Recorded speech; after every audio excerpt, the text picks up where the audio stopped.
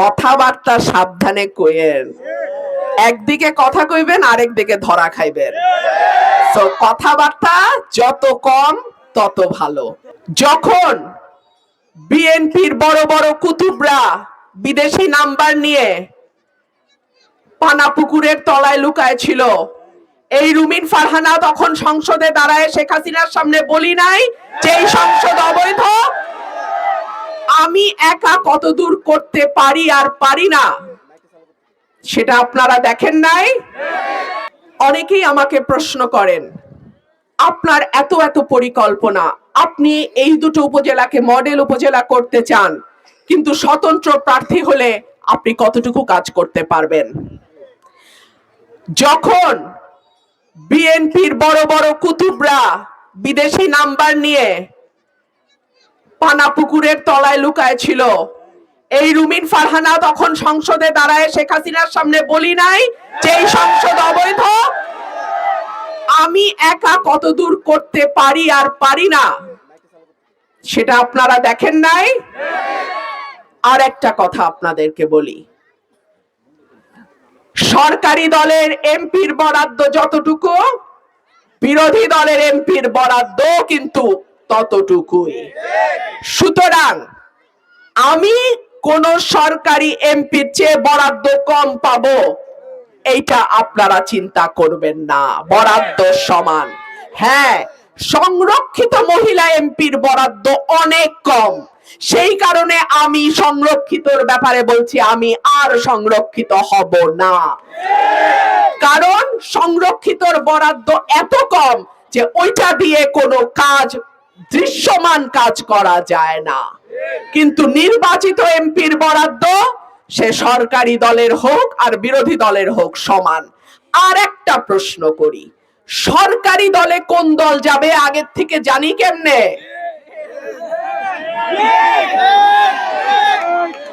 এইটা কি হাসিনার পাতানো নির্বাচন যে আগে আগেই জানি সরকারে কোন দল যাবে? কথাবার্তা সাবধানে কইেন। একদিকে কথা কইবেন, আরেকদিকে ধরা খাইবেন। তো কথাবার্তা যত কম তত ভালো। আপনারা কি করে এত শিওর হইলেন যে সরকার গঠন ওই দলই করবে? অন্য দলও তো সরকার গঠন করতে পারে, তখন আপনাদের কি অবস্থা হবে ওইটা আগে চিন্তা করেন। যাই হোক, আমার কথা পরিষ্কার, আমি চুরি করব না, আমার চেলা চামুন্ডা চুরি করবে না, আমার হাইকমান্ডেরও কিছু দিতে হবে না। সুতরাং আমার মানুষ তাদের জন্য যেই বরাদ্দ আসবে তার পুরাটা তারা পাবে, এইখানে কোনো রকম নয় ছয় চলবে না। প্রিয় ভাইরা আমার, অনেকে আছেন প্রবাসে, অত্যন্ত কষ্ট করে আপনারা, কিন্তু বাংলাদেশের মাটিতে যখন আসেন তখন আপনারা যথেষ্ট সুযোগ সুবিধা পান না। এমনকি বিদেশে যেতে হলেও আপনাদেরকে নানান রকম হয়রানির মধ্যে পড়তে হয়। ইনশাআল্লাহ, আল্লাহ যদি কবুল করেন, আগামী 12 তারিখ যদি আপনারা আমাকে ভোট দেন, আমার প্রবাসী ভাইরা যারা বিদেশে আছেন এবং যারা যেতে চান, তারা যাতে সহজে কম খরচে দালালের হাতে না পড়ে বৈধ উপায়ে কিছুটা ট্রেনিং নিয়ে দেশের বাইরে যেতে পারেন, আমার এলাকা থেকে ইনশাআল্লাহ সেই ব্যবস্থা আমি করব।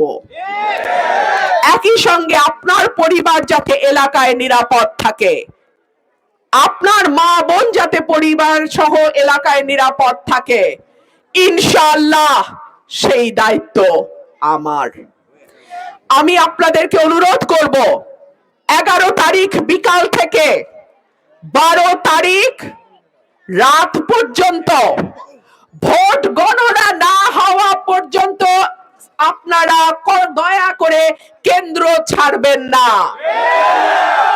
আপনারা আমার একমাত্র সৈনিক, আপনারা ছাড়া আমার কোনো ওয়ার্ড কমিটি, ইউনিয়ন কমিটি, উপজেলা কমিটি নাই।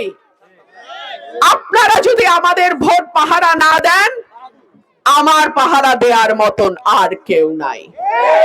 আপনাদেরকে অনুরোধ করব, ভোট পাহারা দিয়ে কেন্দ্রে কেন্দ্রে ফলাফল ঘোষণা হওয়ার পর সই দিয়ে আমাকে জানায়া তারপরে আপনারা কেন্দ্র ছাড়বেন, তার আগে না। প্রিয় ভাইরা আমার, খেলায় যখন কেউ গোল দিতে না পারে তখন প্রতিপক্ষকে ফাউল করে।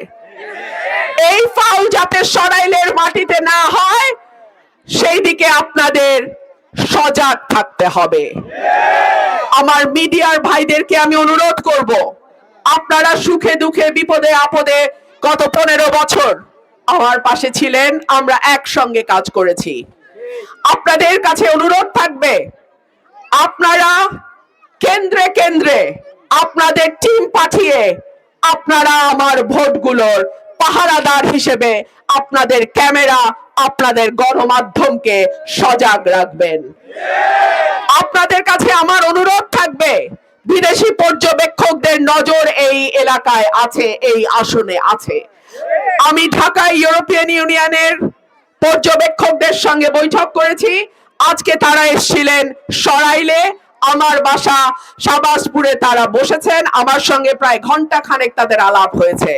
সুতরাং কেউ যদি মনে করেন ইলেকশন ইঞ্জিনিয়ারিং করবেন এই আসনে, তাদেরকে আমি সাবধান করে দেই।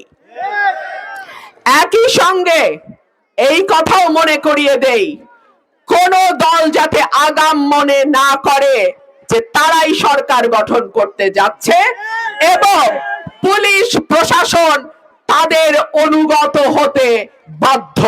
কোন দল যেন এই ভুল না করে। 12 তারিখের ভোট পুরো রাজনীতির চেহারাও পাল্টে দিতে পারে।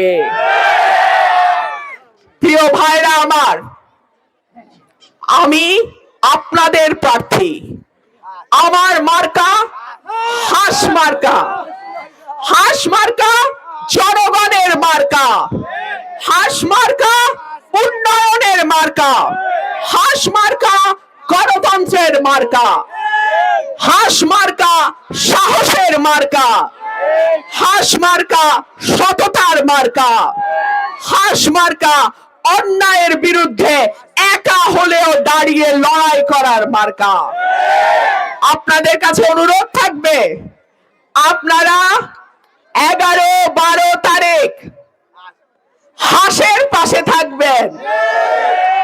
আগামী 5 বছর আমি হাঁসের কান্ডারি হিসেবে আপনাদের সুখে দুঃখে বিপদে আপদে আমি আপনাদের পাশে থাকব, সাথে থাকব।